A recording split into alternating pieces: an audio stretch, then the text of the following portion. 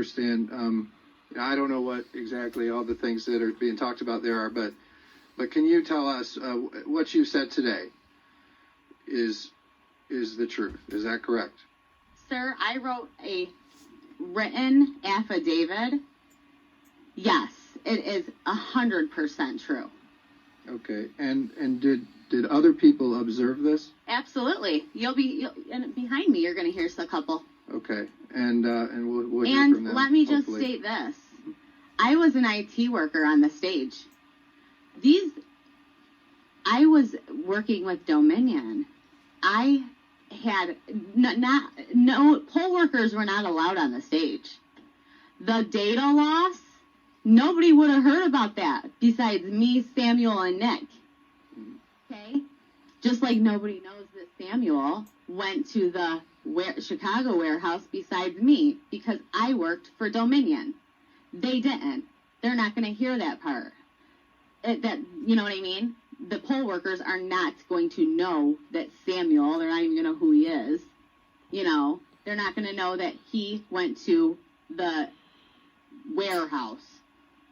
So can you, I think what Representative Camilleri is asking is perhaps why is it that more people, and I know we have a couple here today, but why is it that we're not having more people come forward? I mean, it seems like if there was all this widespread fraud that, we'd have dozens and dozens of people. I'll tell you why. My life has been destroyed. My life has been completely destroyed because of this. I've lost family. I've lost friends. I've been threatened. My kids have been threatened. I've had to move. I've had to change my phone number. I've had to get rid of social media. Nobody wants to come forward. They're getting threatened. Their lives are getting ruined. I can't even get an actual job anymore. I can't. Because Democrats like to ruin your lives. That's why. All right. Let's. I want to add that this chairperson, though a Republican, seems to be very weak. Very, very weak. He doesn't let the witnesses really testify. He ceded linguistic territory to that all the Democrat representatives on this committee, and it seems to me that they're essentially controlling the panel. You see this woman, C.A. Johnson, bringing a laptop computer up to the chair, is showing what I can only assume is emails of her so-called friends from Detroit. I mean, this is unprofessionalism and very childish. But the thing I want to point out the most to you that's very important, when this lady says that I worked for Dominion, what she's saying is she's privy as a tech and IT.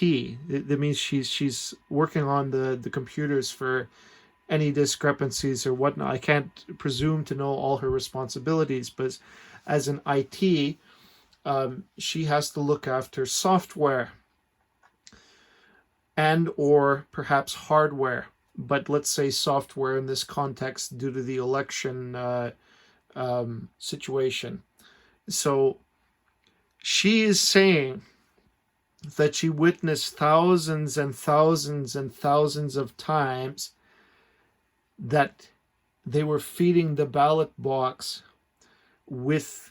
by creating a discrepancy error and then refeeding in ballots that had already been counted, and that Dominion has hired her. She was paid by a representative of Dominion, but Dominion, she was working for them directly.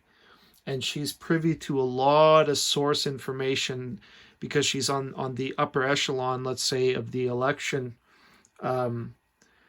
staff, volunteers, but she's not paid. So technically, I guess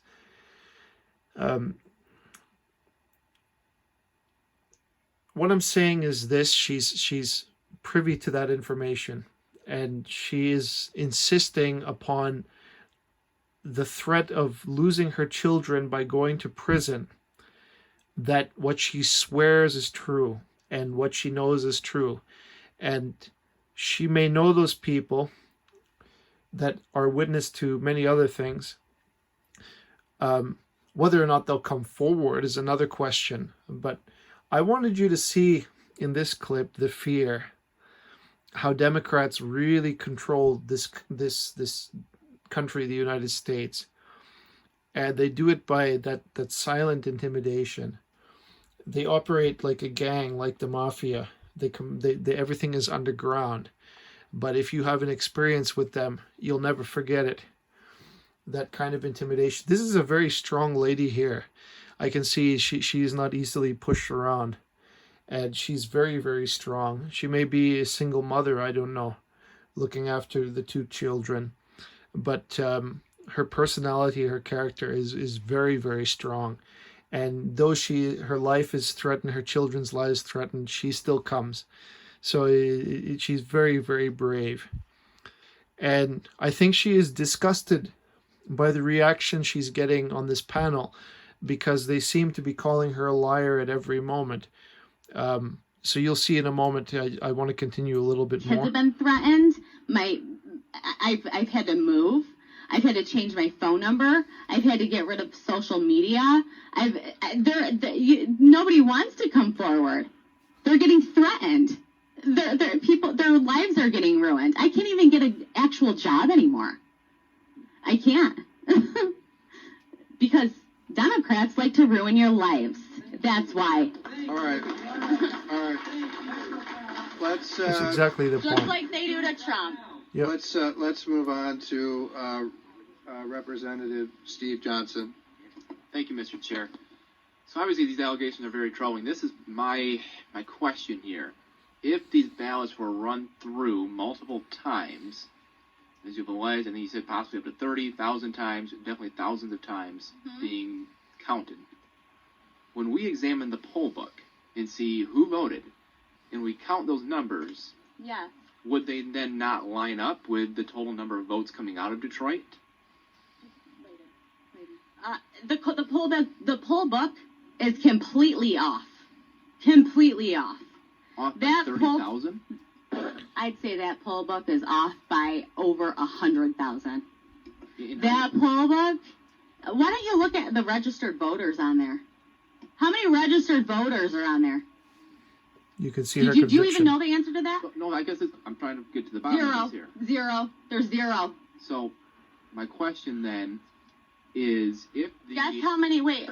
What about the turnout rate? 120%. Let's let Representative Johnson ask his question, please. so the poll book She is number, disgusted by okay, this there's panel. two things that I can am happen as here. well. It's Either terrible. the poll book number, if ballots were counted multiple times, there's 2 options. Option number 1 is that the poll book numbers are not going to match. They don't. The actual. They don't do. Not by thousands and thousands of votes. That's not what we see right now. You take that's a look option number again. 1. Take a look again. Option number 2 is that they essentially were filling in names of people who didn't vote. Dead people too. So is that? I Let's guess, let is that your Representative suggestion? Johnson. No, ask no, his let's question, not, and then because we- the guy is Well, I lying. guess that's why my question here is why we're not seeing the poll book off by 30,000 votes. That's not the case. What did you guys do? Take it and do something crazy to it? I'm just saying the numbers are She's not off somebody by who lost 30,000 everything. votes. Who So cares? I know are what you I saying saw. that they're filling in? I know what I saw, and I signed something saying that if I'm wrong, I can go to prison. Did you? Okay, we're. I'm just trying to ask you let I me, like the her. question here. She's yeah, fun, let's let Representative Johnson ask his question, and then don't interrupt him. but she's not And then- playing games. And then This if you is want to respond to it, that's fine. Did you have more, Representative? Yeah, I guess I just want to keep following back up with the poll book. So are we saying that the poll book is either wildly off or that they are Wildly off. filling it's in names? inaccurate. Wildly off, All and the dead way. people voted, and illegals voted. Okay. So that's my I answer. think we're going to move on. Yeah. Representative LeGrand. Oh, not this Thank you, guy Mr. Chair. again. So, ma'am, can I ask you a simple question? Sure. When did you convey the narrative? When did you See. communicate substantially the narrative that you've given us today? At what do you recall the date that you gave that to the Mr. Giuliani and the woman sitting next to him?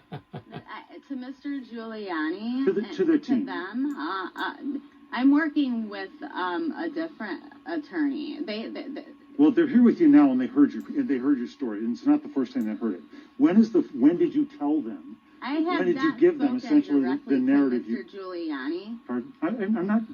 I'm not asking you to finesse here. I'm asking you, when did you tell them the narrative that When you're did I telling us write now? my first affidavit? November 8th. Thank you. That's a great place to start. Thanks.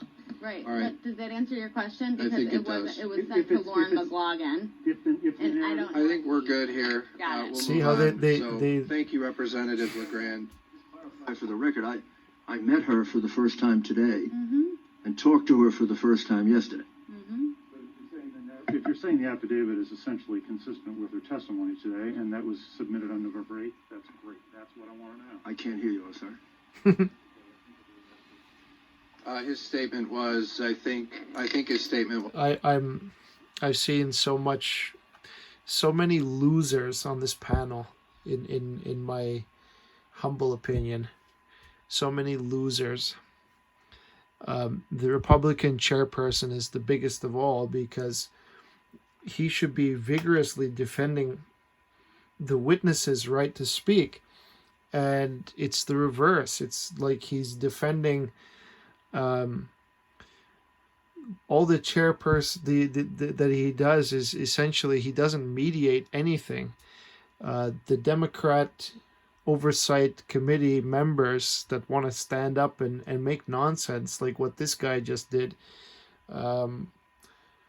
why are they allowed to persist on these ridiculous, like they want to make an affiliation between her and Giuliani and the Trump legal team so they can decorate her as a Trump sympathizer? Like, I mean, it's disgusting. It's disgusting. It proves that morality and the rule of law is absent in their heart, and that all they see right now is just some people talking at them. That's what I perceive. Anyway, thank you for watching.